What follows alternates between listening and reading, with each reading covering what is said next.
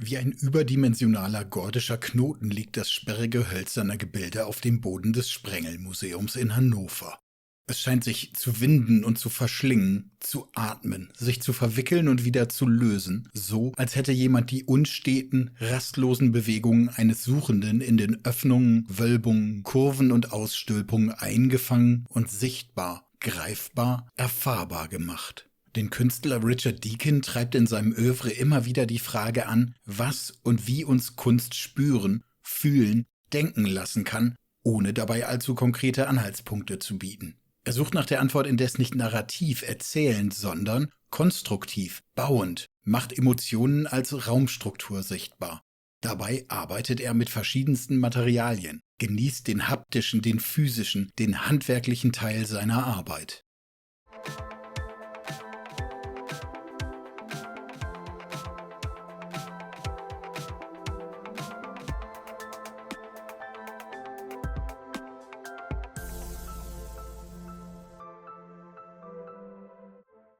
Deakin, 1949 im walisischen Bangor geboren und seit den 1980er Jahren eine der prägenden Stimmen der New British Sculpture, bezeichnet sich selbst lieber als Fabricator denn als Sculptor. Ihn interessiert, wie das Material durch seine Bearbeitung Bedeutung, Emotion, Leben annimmt. Dabei macht er sogar die Spuren dieser Bearbeitung bewusst sichtbar. Im Laufe seiner künstlerischen Ausbildung entwickelt er seine eigenen Vorstellungen am Somerset College of Art sowie der St. Martin's School of Art und dem Royal College of Art in London. Ab 1978 gelingt mit ersten Einzelausstellungen der Übertritt ins professionelle Umfeld. Ab 1982 entsteht die fortlaufende Serie Art for Other People, in der Deakin sein Denken im kleineren, häuslichen Maßstab erprobt, mit Leder, Gummi, Metall, Stein und Holz. Die sichtbare Fügung wird zum erzählerischen Prinzip von Deakins Objekten. 1987 wird Deakin mit dem renommierten Turner Prize ausgezeichnet. Seit den späten 1980er Jahren prägen dampfgebogenes und laminiertes Holz sowie bandförmige Edelstahlkonstruktionen seine größeren Skulpturen. Die Titel bleiben dabei bewusst assoziativ und öffnen so semantische Spielräume. In späteren Werkphasen treten Keramik, Aluminium und pulverbeschichteter Stahl deutlicher als Werkstoffe in Deakins Werk. Parallel dazu entstehen Wand- und Bodenarbeiten wie der Alphabet-Komplex sowie großmaßstäbliche Holz-Stahl-Gefüge wie After von 1998. Neben zahlreichen internationalen Ausstellungen tragen auch seine Lehrtätigkeiten, unter anderem an der École des Beaux-Arts in Paris und ab 2009 an der Kunstakademie Düsseldorf, sein Werkverständnis in die künstlerische Breite.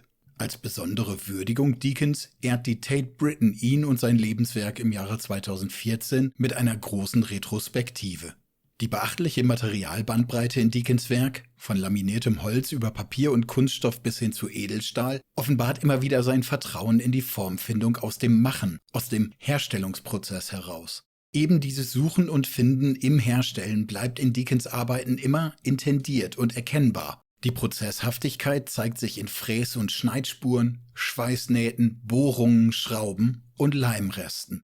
Der Künstler arbeitet und entwickelt aller Vorbereitungen zum Trotz direkt am Werk, denkend, planend und eben auch physisch im besten Sinne als Handwerker. Ich habe großen Spaß daran, Werkstoffe zu bearbeiten, zu verändern, zu manipulieren, so sagt es Deakin. Vielleicht beantwortet er sich selbst und uns auf diese Weise bereits die im Titel seines 1993 entstandenen Werks What Could Make Me Feel This Way gestellte Frage. Sie entspringt, in leichter Abwandlung, übrigens der Zeile What Can Make Me Feel This Way aus dem 1964er Song My Girl der Temptations, geschrieben von Smokey Robinson.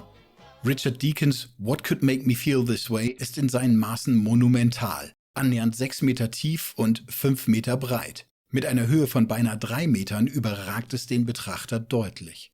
Zuerst montiert wurde das 9-teilige Werk 1993 in der Orangerie Herrenhausen, ehe es seinen heutigen Standort im Sprengelmuseum fand. Trotz seiner enormen Ausmaße wirkt das Werk überraschend leicht. wie ein gigantisches, luftig filigranes, in der Bewegung eingefrorenes Flechtwerk, dessen Hohlräume den darauf fallenden Blick durchlassen und so in ihrem Wechselspiel aus Innen und Außen gleichwohl Leere und physische Präsenz sichtbar werden lassen.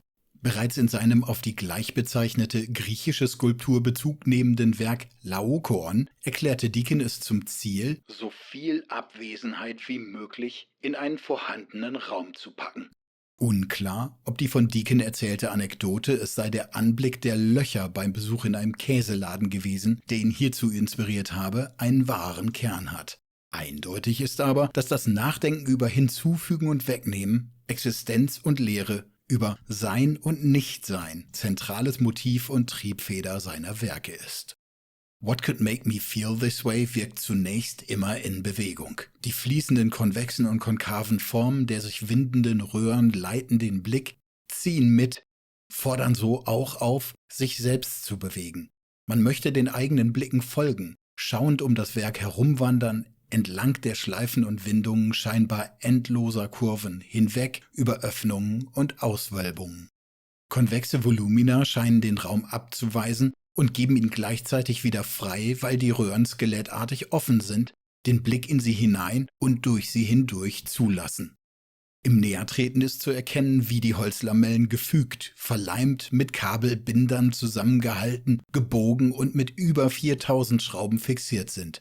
Deakin lässt den Herstellungsprozess auch hier zum erkennbaren Teil des Werks werden. Dies irritiert aber nicht, stellt nicht den Künstler zwischen Werk und Betrachter, im Gegenteil. Die Spuren der Arbeit verstärken die empfundene physische Präsenz der Form.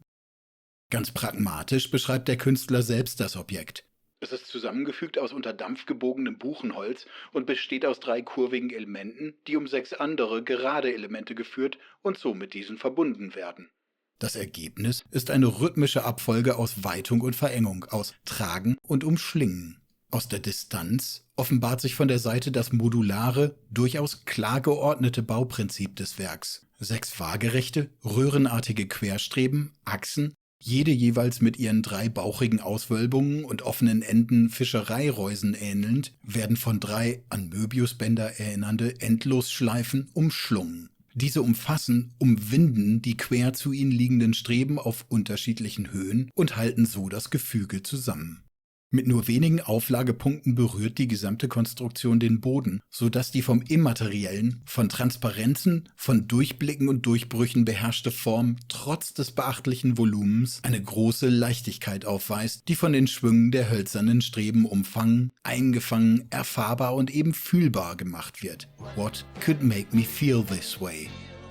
Deakin selbst scheint sich genau diese Frage gestellt zu haben, denn den Titel fand er erst, als das Werk 1993 nach dem Aufbau in Hannover erstmals in voller Größe vor ihm stand, gemeinsam mit seinem flach auf dem Boden liegenden Partner oder Widerpart What Could Make Me Feel This Way be, das in seiner metallenen Zweidimensionalität wie die Antithese zum, wie ein zeitgenössischer Kritiker schrieb, Gebirge aus Stabwerk wirkte.